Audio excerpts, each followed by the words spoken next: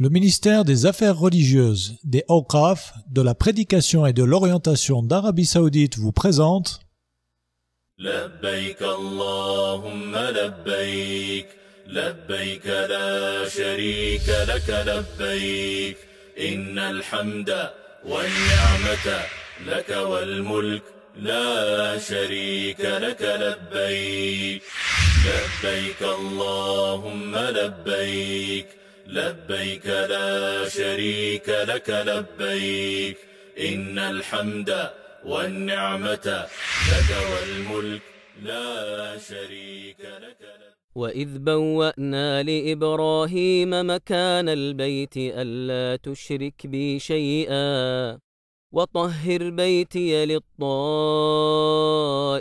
والقائمين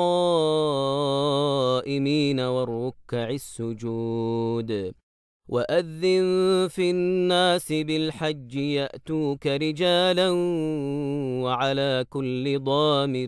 وعلى كل ضامر يأتين من كل فج عميق. La Mecque. Ici se trouve la maison ancienne d'Allah, le point auquel est attaché le cœur de tous les musulmans, où qu'ils se trouvent sur terre. C'est vers elle qu'ils se prosternent et que convergent 5 fois par jour les cœurs emplis de dévotion et d'humilité envers Allah le Très-Haut. Les musulmans accourent des 4 coins du monde afin d'accomplir leurs rites et d'effectuer les circuits autour de la Kaaba sacrée depuis le jour où l'ami proche d'Allah, Ibrahim, l'a construite, en obéissant ainsi à l'ordre de son Seigneur. Ils s'y rendent pour répondre à l'appel d'Allah qui les invite à accomplir le pèlerinage à la maison sacrée, car la Kaaba est le premier lieu d'adoration qu'Allah a instauré aux hommes.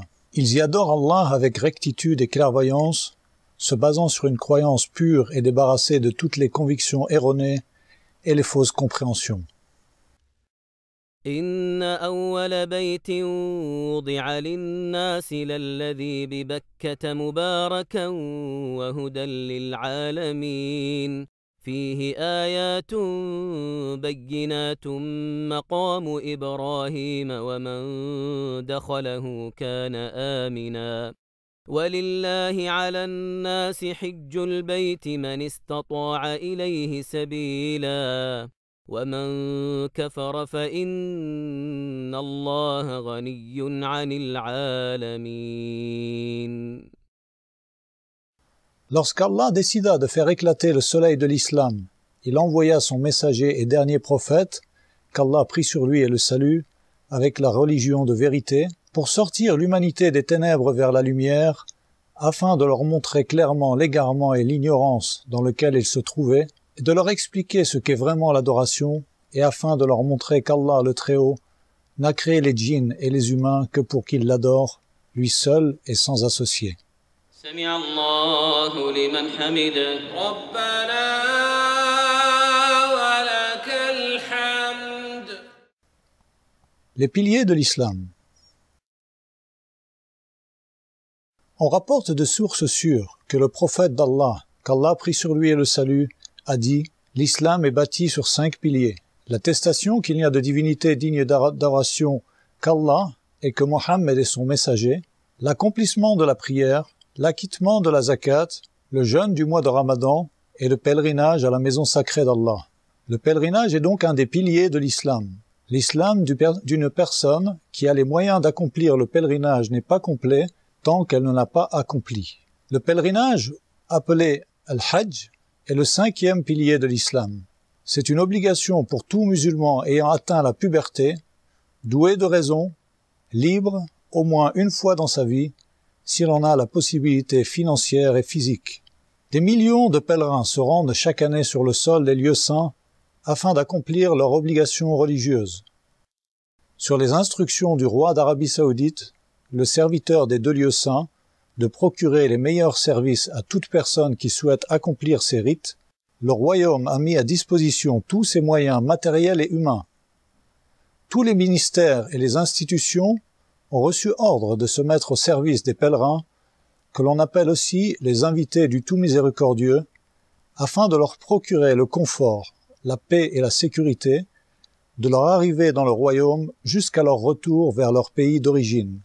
Tout au long de leur séjour, ils sont entourés par la protection d'Allah le Très-Haut, puis ils font l'objet de l'attention dispensée par le gouvernement de ce pays béni. Tu remarqueras, chères sœurs et pèlerins, que de nombreux projets de réalisation, de services et de programmes spécifiques, modernes et inventifs ont été exécutés et se succèdent pour te procurer confort, sécurité et sérénité. N'hésite donc pas, chers frères, chères sœurs, à en faire usage. Bienvenue à toi, notre cher hôte, dans le pays des deux lieux saints, le royaume d'Arabie Saoudite. Les différentes manières d'accomplir le Hajj ou pèlerinage. Le pèlerinage peut s'accomplir de différentes manières que l'on appelle ansak. Pour chacune de ces manières, il y a une description et un certain nombre d'actes qu'il est obligatoire d'accomplir afin que le pèlerinage soit valide. Ces manières sont al-tamattu', al-qiran, al-ifrad. La meilleure de ces manières est al-tamattu' pour celui qui n'a pas ramené la bête à sacrifier avec lui. Cette manière est celle qu'a recommandé le prophète de la guider, Mohammed, qu'Allah prie sur lui et le salue. Pour accomplir le rite tamattu', il faut donc tout d'abord se mettre en état de sacralisation pour accomplir la Umrah, ou petit pèlerinage, dans les mois du pèlerinage, et se désacraliser après avoir effectué les tours autour de la Kaaba, les allers-retours entre les monts Safa et Marwa, puis s'être coupé les cheveux. On se désacralise ensuite complètement. Puis, le 8e jour du mois de Dhul Hijjah, on se remet en état de sacralisation de là où on se trouve, on se dirige vers les lieux sacrés et on accomplit le pèlerinage. En suivant ce rite, on est tenu de sacrifier une bête. Si on n'en a pas les moyens, on devra jeûner 3 jours durant le pèlerinage et 7 jours une fois de retour dans son pays. Quant au rite Qiran, il consiste à se mettre en état de sacralisation pour accomplir la Umrah et le Hajj en une fois, sans se désacraliser entre les deux. On dit alors « Labbaik Allahumma umratan wa hajjan » « Je viens à toi, ô Allah, pour accomplir la Umrah et le Hajj ». Une fois arrivé à la Mecque, on effectue les tours dits d'arrivée autour de la Kaaba, Tawaf al-Qudum, puis les allers-retours entre Safa et Marwa, correspondant au Hajj. On reste en état de sacralisation, on se rend ensuite à Mina le 8e jour pour compléter les 2 rites qui sont la Umrah et le Hajj.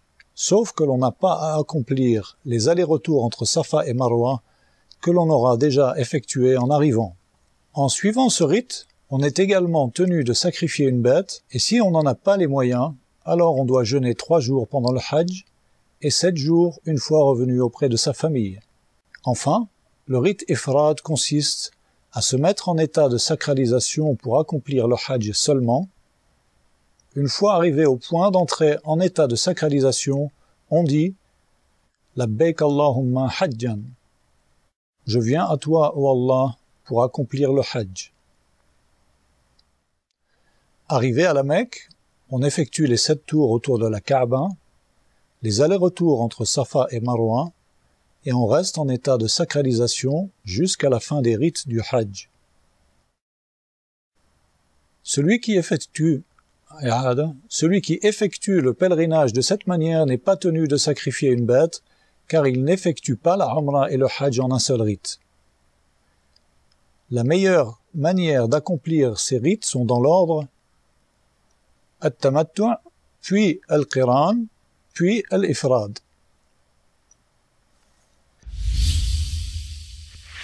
Les points d'entrée en état de sacralisation.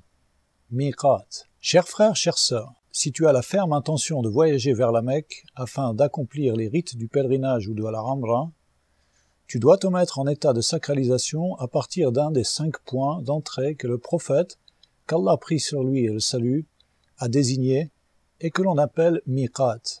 Ces points sont premièrement Dhul Hulayfa, c'est le point d'entrée des gens qui viennent de Médine. On l'appelle aujourd'hui Abiyar Ali. Deuxièmement, Al-Juhfa, c'est le point d'entrée des gens qui viennent de la Grande Syrie, Al-Sham. Ce point se trouve près de la ville de Rabigh, et de nos jours, les gens entrent en sacralisation à Rabigh. Troisièmement, Qarn al-Manazil, c'est le point d'entrée des gens venus du Nejd, qui est la région centrale de l'Arabie. On l'appelle de nos jours As-Sayl al-Kabir. Quatrièmement, il y a Lamlam, c'est le point d'entrée des gens qui viennent du Yémen. De nos jours, les gens se sacralisent à Sa'diyya. Cinquièmement, Dhat Irq, c'est le point d'entrée des gens qui viennent de l'Irak. Les gens de la Mecque se sacralisent pour le Hajj de chez eux. Quant à la Umrah, elle s'effectue pour eux de Tan'im ou de tout autre endroit en dehors de la région sacrée. De même, les gens de Jeddah se sacralisent de chez eux. Toute personne qui passe par ces points d'entrée et qui souhaite accomplir le Hajj ou la Umrah doit entrer en état de sacralisation à partir de ces points. Celui qui le dépasse volontairement sans s'être sacralisé doit revenir en arrière et se sacraliser de cet endroit, sinon il devra sacrifier un mouton à la Mecque en compensation et il en distribuera la viande aux nécessiteux. Chers frères et sœurs en islam, si tu arrives au miqat par route, en voiture ou par un autre moyen, prends une douche et parfume-toi si tu en as la possibilité. Revêt ensuite les 2 pièces de tissu blanches et propres que l'on appelle ihram. Quant à la femme, elle porte ce qu'elle veut comme vêtement tant qu'elle est couverte et ne cherche pas à mettre en avant ses atours. Ensuite, tu formules l'intention d'entrer en état de sacralisation pour accomplir la Umrah en disant « Labbayka Umratan » « Je viens à toi, ô Seigneur, pour accomplir la Umrah ». Pour ceux qui arrivent par mer ou par avion, alors habituellement, le pilote de l'avion ou le capitaine du bateau annoncent aux passagers qu'ils sont sur le point d'arriver à hauteur du miqat, afin qu'ils se préparent à revêtir leur habit de pèlerin. Il n'y a pas de mal à ce que le pèlerin ou celui qui souhaite accomplir la Umrah sorte de chez lui vêtu de son ihram. Par contre, il ne commencera à prononcer la talbiya, qui est la formule qui marque son entrée en état de sacralisation, qu'une fois qu'il sait que l'avion ou le bateau passe à hauteur du miqat. Les hommes élèvent alors la voix pour prononcer la talbiya, contrairement aux femmes. لبيك لا شريك لك لبيك إن الحمد والنعمة لك والملك لا شريك لك لبيك. Les interdits liés à l'état de sacralisation. Une fois que tu as prononcé l'intention d'accomplir la Umrah en disant « Labbayka Umratan » « Je viens à toi, ô Allah, pour accomplir la Umrah » ou d'accomplir la Umrah et le Hajj en disant « Labbayka Umratan wa Hajjan » « Je viens à toi, ô Allah, pour accomplir la Umrah et le Hajj » ou encore d'accomplir le Hajj seul en disant « Labbayka Hajjan » « Je viens à toi, ô Allah, pour accomplir le Hajj » tu es entré en état de sacralisation et certains actes deviennent interdits. Ces interdits sont se couper ou se raser les cheveux, se couper les ongles. Si des cheveux ou des ongles tombent involontairement, ou si on les coupe par oubli ou par ignorance de l'interdit, on n'encourt aucun reproche. Il est interdit à la personne en état de sacralisation de se parfumer le corps ou les habits. Par contre, aucun reproche ne sera fait s'il reste l'odeur du parfum que l'on a utilisé avant d'entrer en état de sacralisation. Il lui est interdit également de chasser en tuant un animal ou en participant à la battue ou d'aider d'une manière ou d'une autre. Il est interdit à toute personne, pèlerin ou non, dans la zone sacrée, de couper les arbres ou les plantes qui ont poussé sans intervention humaine. Il est interdit à toute personne, pèlerin ou non, de ramasser les objets perdus dans la zone sacrée, si ce n'est pour trouver son propriétaire. Il est interdit, tant que l'on est en état de sacralisation, de demander la main d'une femme ou de contracter un mariage, que ce soit pour soi-même ou pour une tierce personne. Il est interdit d'avoir des rapports sexuels, tant que l'on est en état de sacralisation ou d'embrasser une femme avec envie.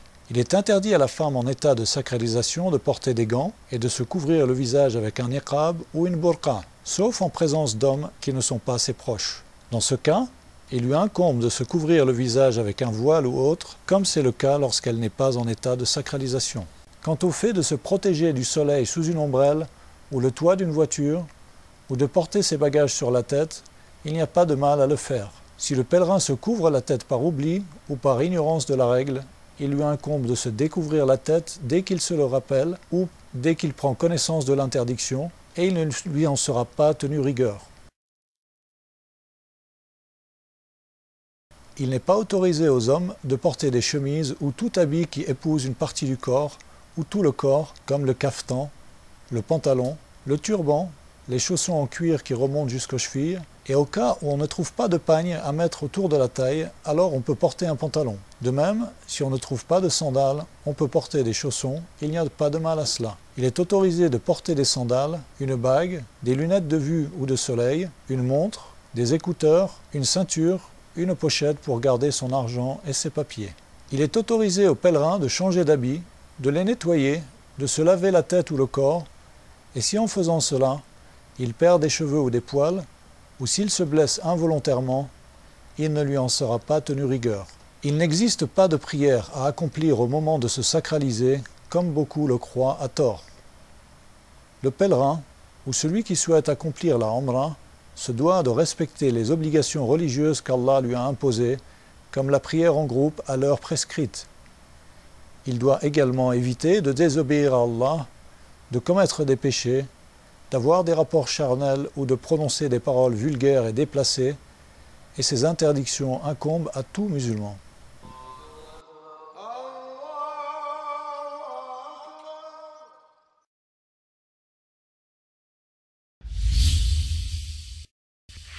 La description des tours autour de la Kaaba, at-Tawaf.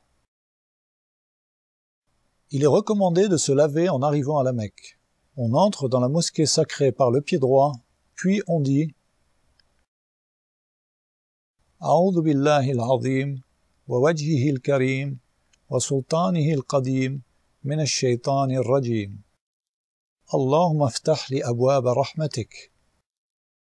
Je cherche protection auprès d'Allah le Très Grand, auprès de son noble visage et son autorité éternelle, contre Satan le lapidé. Ô Allah, ouvre-moi les portes de ta miséricorde. Il est prescrit de prononcer cette invocation en entrant dans toutes les mosquées.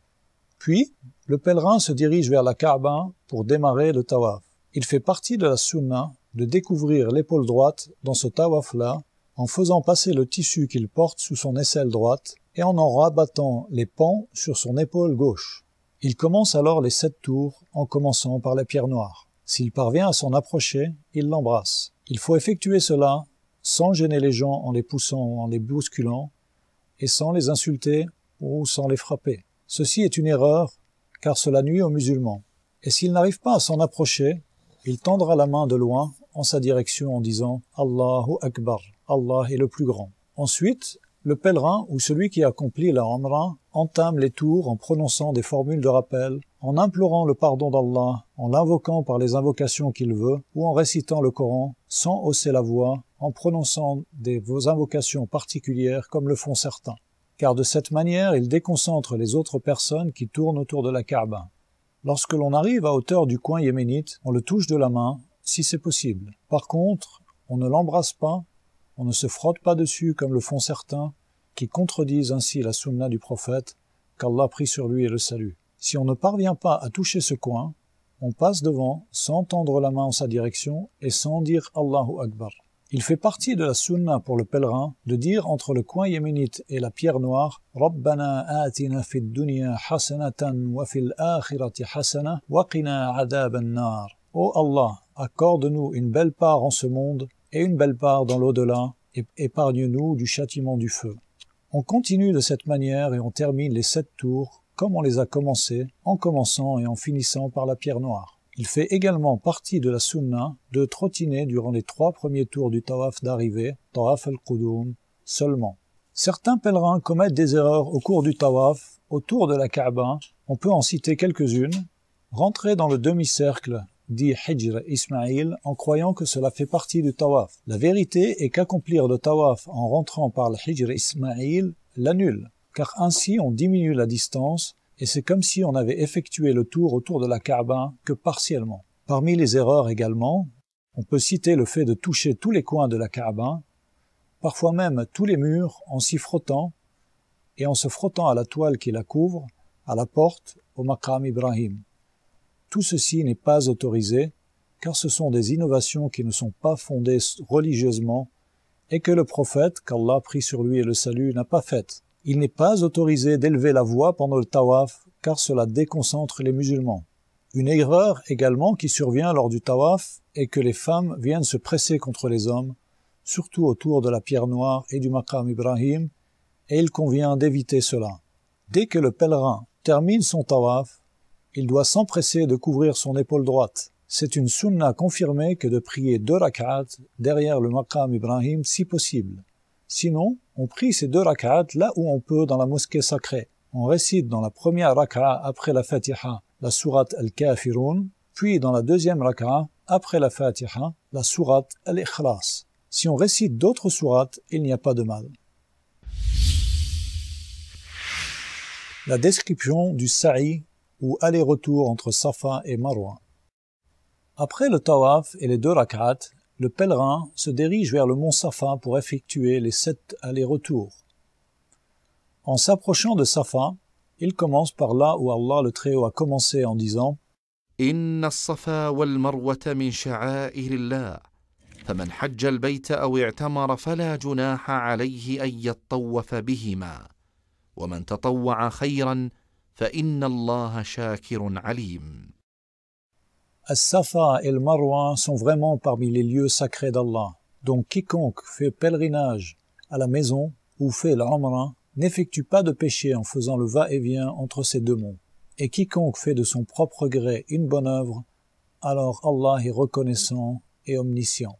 Surat Al-Baqarah, verset 158. On monte sur Safa, on se tourne vers la Kaaba, on proclame la louange d'Allah le Très-Haut et sa grandeur 3 fois, et les mains levées, on invoque Allah en disant à chaque fois لا إله إلا الله وحده لا شريك له له الملك وله الحمد وهو على كل شيء قدير لا إله إلا الله وحده أنجز وعده ونصر عبده وهزم الأحزاب وحده. Allah est le plus grand, Allah est le plus grand, Allah est le plus grand. Il n'y a d'autre divinité qu'Allah unique, sans associé. À lui la royauté, à lui la louange, et il est capable de toutes choses. Il n'y a d'autre divinité qu'Allah unique. Il a tenu sa promesse, a secouru son serviteur, et a mis en déroute les coalisés, lui seul. On répète ces formules 3 fois, en invoquant Allah entre chaque formule. Si on la récite moins de 3 fois, il n'y a pas de mal. On ne lève les mains qu'au moment des invocations, et on ne les tourne pas en direction de la Kaaba au moment de dire Allahu Akbar, Allah est le plus grand, car c'est une erreur très répandue parmi les pèlerins. Ensuite, le pèlerin descend du mont Safa et se dirige en marchant vers le mont Marwa, en prononçant les invocations qu'il connaît en faveur de sa famille et de l'ensemble des musulmans. Arrivé à hauteur du repère vert, il se met à courir vite. Les femmes en sont exemptées. Lorsqu'il arrive à la hauteur du repère vert suivant, il marche à nouveau normalement jusqu'au mont Marwa. Arrivé sur le mont Marwa, il se tourne vers la Kaaba, dit Allahu Akbar et prononce les mêmes formules qu'il a prononcées sur le mont Safa. Il invoque Allah comme il le souhaite. Il redescend et marche jusqu'au repère vert, il court à nouveau jusqu'au repère vert suivant et reprend la marche normale jusqu'à remonter sur le mont Safa. Il complète les 7 allers-retours de cette manière. De Safa à Marwa, on compte un aller, et de Marwa à Safa, un retour. Il n'y a pas de mal à commencer en marchant, puis si on éprouve de la fatigue, une douleur ou on en est empêché par une maladie, qu'Allah vous en éloigne, on peut terminer le sa'i en fauteuil roulant. Il est autorisé aux femmes qui ont leurs règles ou en période postnatale d'accomplir les allers-retours entre Safa et Marwa, mais pas le tawaf, car l'endroit où l'on effectue les allers-retours ne fait pas partie de la mosquée sacrée. Parmi les erreurs les plus flagrantes, on peut citer le fait que les femmes courent entre les repères verts. Après avoir terminé les allers-retours, le pèlerin se coupe les cheveux s'il accomplit le rite tamattu, en prenant garde à raccourcir les cheveux sur toute la surface de la tête. Les femmes coupent de leurs cheveux une mèche de la longueur d'une phalange. Ainsi, le pèlerin accomplissant son pèlerinage en rite tamattu a complété sa umrah et il lui est de nouveau autorisé de faire tout ce qui lui était interdit du fait de son état de sacralisation. Le 8e jour du mois de Dhul Hijjah. Le 8e jour du mois de Dhul Hijjah, jour que l'on appelle Yawm al-Tarwiyah, le jour de l'abreuvement, les pèlerins, quel que soit le rythme qu'ils accomplissent, Qiran, Tamattu' ou Ifrad, se dirigent tous en état de sacralisation vers Mina, en se conformant ainsi à la sunna du prophète, qu'Allah prie sur lui et le salue.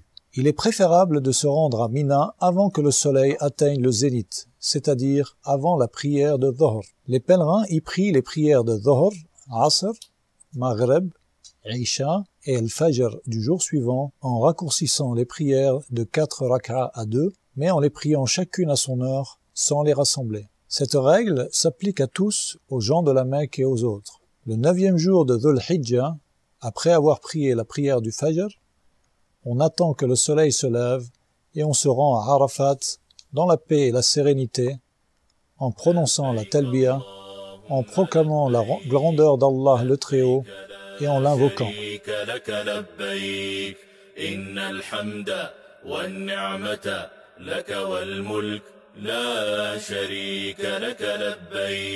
La manière et le moment propice de prononcer la talbiya. Il convient aux pèlerins de prononcer la talbiya le plus souvent possible et au moment indiqué pour cela, qui est pour celui qui a accompli la Umrah, à partir du moment où il se met en état de sacralisation, jusqu'à ce qu'il commence le tawaf. Quant à celui qui accomplit le pèlerinage, il doit la prononcer à partir du moment où il se met en état de sacralisation, jusqu'à ce qu'il commence à jeter les pierres sur la plus grande stèle dite Al-Aqaba, le matin du jour de l'Aïd. La formule de talbiya est Labbaik Allahumma labbaik, labbaik la sharika laka labbaik, innal hamda wan ni'mata laka wal mulk la sharika laka labbaik. Me voilà, ô Allah, me voilà. Me voilà, tu n'as pas d'associé, me voilà. En vérité, la louange et la grâce t'appartiennent, ainsi que la royauté, tu n'as pas d'associé. Le 9e jour du mois de Dhul Hijjah. En ce jour important que le prophète de la guidée, qu'Allah prie sur lui et le salue, a décrit comme étant le meilleur des jours, les pèlerins se regroupent à Arafat. Ils campent à Arafat du lever du soleil jusqu'à son coucher. Il fait partie de la sunna de s'arrêter à Namira si possible. Sinon, il faut prêter attention à bien camper à l'intérieur des limites d'Arafat. Pour cela, il y a de nombreux panneaux signalétiques et repères qui le montrent. Et à l'intérieur d'Arafat, on peut stationner n'importe où. En ce grand jour, efforce-toi, chers frères et sœurs pèlerins, de te consacrer à prononcer la talbiya et à évoquer Allah. Implore son pardon tant que tu peux. Proclame sa grandeur et son unicité. Tourne tout ton être vers lui en toute humilité et dévotion. Invoque Allah du mieux que tu peux, en ta faveur, en faveur de ta famille, de tes enfants et de tous tes frères en islam. À l'heure du Dhuhr, l'imam prononce le prêche pour leur faire un rappel, les exhorter et les guider vers la voie droite. Ensuite, il guide les pèlerins dans les prières de Dhuhr et de l'Asr en les diminuant et en les regroupant, comme l'a fait l'envoyé d'Allah, qu'Allah prie sur lui et le salue. On ne prie pas avant, ni entre ces prières, ni après. Le pèlerin doit éviter de commettre des erreurs qui diminueront ou lui enlèveront la récompense et la rétribution de ce jour solennel et de son séjour dans ce lieu béni. On peut citer parmi les erreurs que commettent les pèlerins les suivantes.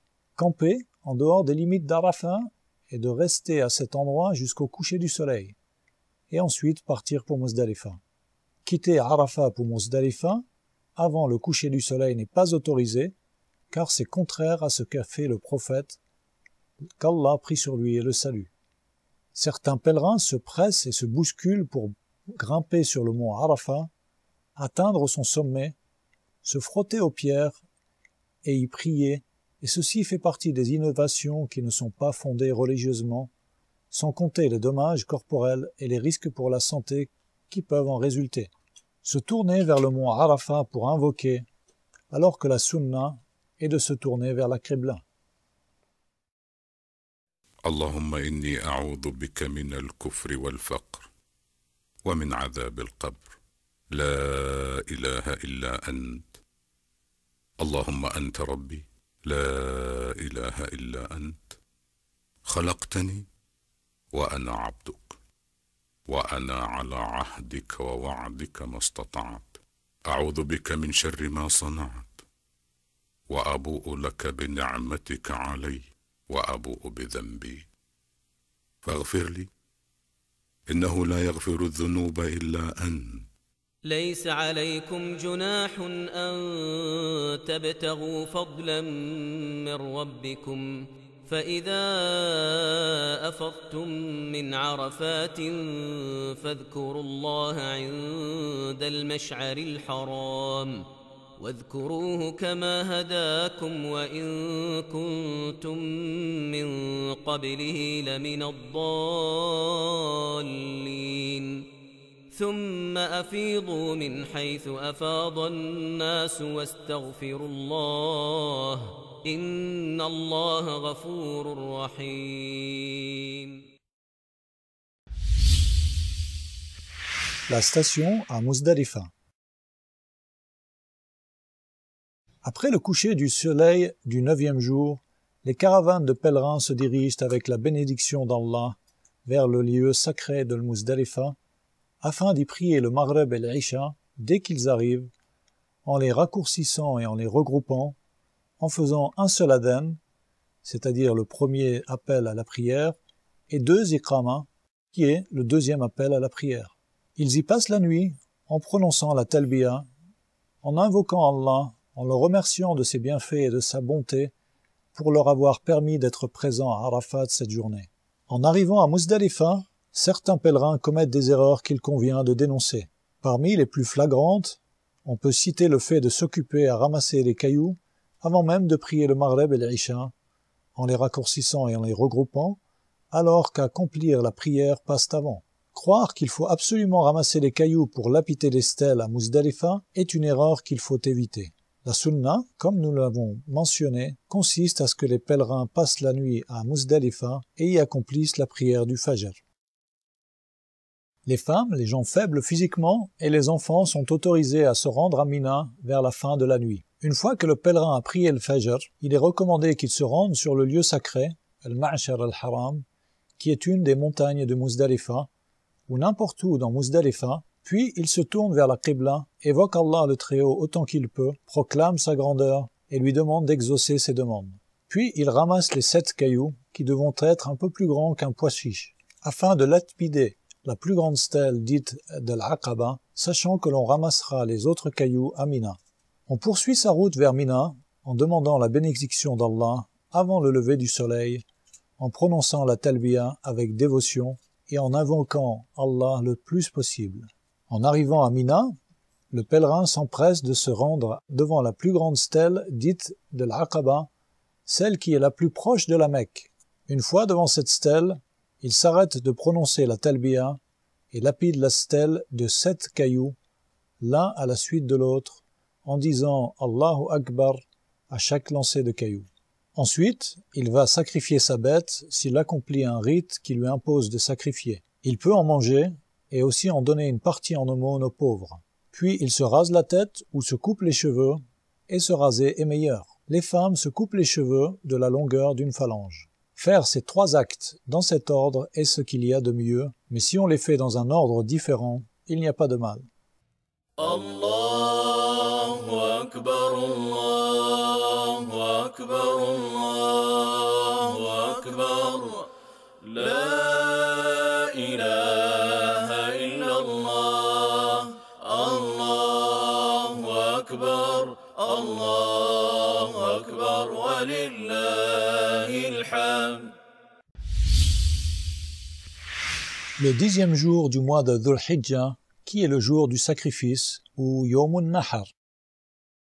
Les musulmans du monde entier, et en particulier les pèlerins qui se trouvent à Mina, accueillent le jour béni de l'Eid al-Adha avec une grande joie, et heureux de ce qu'Allah leur a accordé comme bienfait. Ce jour-là, ils sacrifient leurs bêtes pour se rapprocher d'Allah le Très-Haut.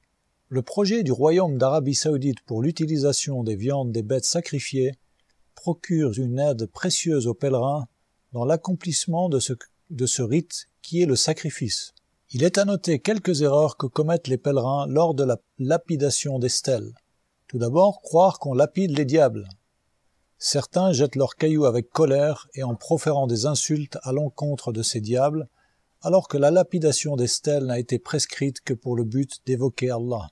Jeter des pierres, des chaussures ou des morceaux de bois, ceci est une exagération dans la religion, et le prophète, qu'Allah prie sur lui et le salut, a interdit cela. Se bousculer et se disputer devant les stèles afin de lancer ces cailloux est une grossière erreur. Il est plutôt obligatoire pour le pèlerin de faire preuve de douceur envers ses frères, de s'assurer que les cailloux tombent au bon endroit, à l'intérieur du bassin, qu'ils aient touché la stèle ou non. Jeter tous les cailloux en même temps, dans ce cas, cela lui est compté comme un seul lancer, et ce qui est correct religieusement, c'est de lancer un caillou après l'autre en disant « Allahu Akbar » à chaque lancer. Le tawaf du Hajj ou tawaf al-Ifada. Après avoir jeté les pierres sur la stèle d'Al-Aqaba, après s'être rasé les cheveux, le pèlerin est sorti de son premier état de sacralisation. Il peut à ce moment-là remettre ses habits et il lui est autorisé de faire ce qui était interdit du fait de son état de sacralisation, sauf avoir des rapports avec sa femme. Le pèlerin se rend alors à la Mecque pour y accomplir le tawaf du Hajj, appelé Al-Ifada, qui est un pilier sans lequel le pèlerinage n'est pas valable. Après cela, il accomplit les allers-retours entre Safa et Marwa s'il a choisi le rite Tamattu'. Quant à ceux qui ont choisi le rite Qiran ou Ifrad et qui n'ont pas effectué les allers-retours après le tawaf d'arrivée, tawaf al-Qudum, ils doivent l'accomplir à ce moment-là. Il est autorisé de retarder le tawaf du Hajj jusqu'à après les jours passés à Mina et également de se rendre à la Mecque après avoir lapidé les stèles. Les jours de Tashriq, les jours à Mina. Après avoir effectué le tawaf al-Ifada, le jour du sacrifice, le pèlerin sort définitivement de son état de sacralisation et tous les interdits liés à cet état sont levés, y compris les rapports sexuels. Il retourne alors à Mina pour y passer les nuits des 3 jours suivants, appelés les jours de Tashriq, c'est-à-dire les nuits précédant les 11, 12 et 13 du mois de Dhul Hijjah, ou seulement les nuits précédant les 11 et 12 pour ceux qui souhaitent écorter leur séjour en confirmation de la parole d'Allah. واذكروا الله في أيام معدودات فمن تعجل في يومين فلا إثم عليه ومن تأخر فلا إثم عليه لمن اتقى واتقوا الله واعلموا أنكم إليه تحشرون. Et invoquez Allah pendant un nombre de jours déterminé. Ensuite, il n'y a pas de péché pour qui se comporte en piété à partir au bout de 2 jours, à s'attarder non plus. Et craignez Allah et sachez que c'est vers lui que vous serez rassemblés. Surat Al-Baqarah, verset 203. Le pèlerin doit lapider 3 stèles chaque jour qu'il passera à Mina. On dit Allahu Akbar à chaque fois qu'on lance un caillou. Il fait partie de la sunna, après avoir lapidé la plus petite stèle et la moyenne, les mains levées, pour demander à Allah d'exaucer ses invocations en évitant de bousculer et d'écraser ses frères en islam. Quant à la stèle de l'Aqaba, on ne s'arrête pas ni on ne fait des invocations après l'avoir lapidée. Celui qui souhaite écourter son séjour et ne rester que 2 jours à Mina doit impérativement lapider les 3 stèles le 12 du mois de Dhul Hijjah, puis quitter Mina avant le coucher du soleil. Si le soleil se couche alors qu'il se trouve encore à Mina, il doit rester et y passer la nuit qui précède le 13e jour, puis le jour suivant lapider les stèles, à moins qu'il ne se soit préparé à sortir de Mina, mais qu'il n'ait été retenu par un cas de force majeure. Auquel cas, il peut sortir et n'a pas à passer la nuit à Mina. Le tawaf d'adieu, tawaf al-wada'. Le voyage nous ramène à nouveau à la Mecque pour effectuer les tours autour de la maison ancienne, la Kaaba. Le voyage touche presque à sa fin, les groupes de pèlerins ont accompli leur rite en respectant les piliers, les actes obligatoires et les actes sunna. Effectuer les tours autour de la Kaaba sera la dernière chose qu'ils devront accomplir avant de quitter la Mecque, conformément à l'ordre du prophète, qu'Allah prie sur lui et le salut, qui a dit que personne ne quitte la Mecque avant d'avoir accompli les tours autour de la Kaaba, et ce sera la dernière chose qu'il fera avant de quitter la ville. Le tawaf al-wada' est la dernière des obligations du pèlerinage, qu'il doit accomplir juste avant de voyager et repartir pour son pays. Ne sont exemptés du tawaf al-wada' que les femmes en période de règles ou de lochi.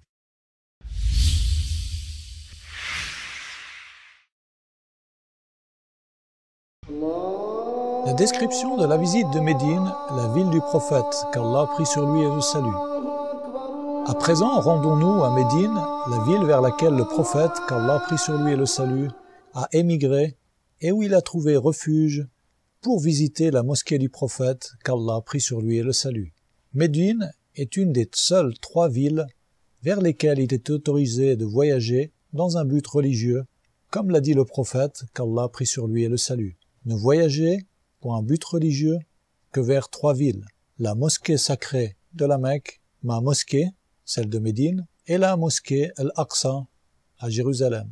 Bien que la visite de la mosquée du prophète, qu'Allah prie sur lui et le salue, ne soit pas une condition ou une obligation faisant partie du pèlerinage, avec laquelle elle n'a aucun lien ou rapport, et qu'elle ne requiert pas de sacralisation, il reste tout de même qu'il est correct et même recommandé religieusement de l'accomplir à n'importe quel moment de l'année. Et vu qu'Allah le Très-Haut a permis et a facilité aux pèlerins d'arriver jusqu'au pays des 2 lieux saints, l'Arabie Saoudite, il lui est donc recommandé de visiter la ville du prophète, qu'Allah prie sur lui et le salue, afin de prier dans sa mosquée, sachant que la prière y vaut plus que 1000 prières dans toute autre mosquée, excepté dans la mosquée sacrée de la Mecque, où elle équivaut à 100 000 prières effectuées dans une autre mosquée. Puis, il convient aux visiteurs de Médine d'aller saluer le prophète, qu'Allah prie sur lui et le salue.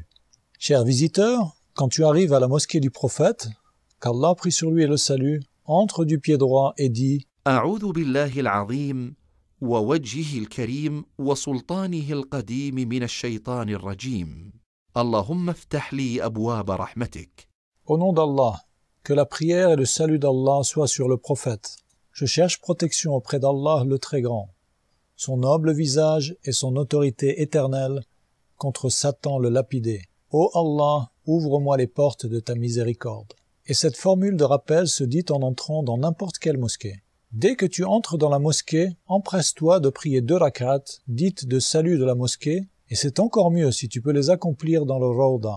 Cet endroit se trouve entre la chambre du prophète, qu'Allah prie sur lui et le salue, et le minbar. Sinon, accomplis-les n'importe où dans la mosquée. Ensuite, rends-toi, cher visiteur, devant la tombe du prophète, qu'Allah prie sur lui et le salue, et fais-lui face. Commence par saluer l'envoyé d'Allah, qu'Allah prie sur lui et le salue, avec respect, et dis à voix basse السلام عليك أيها النبي ورحمة الله وبركاته.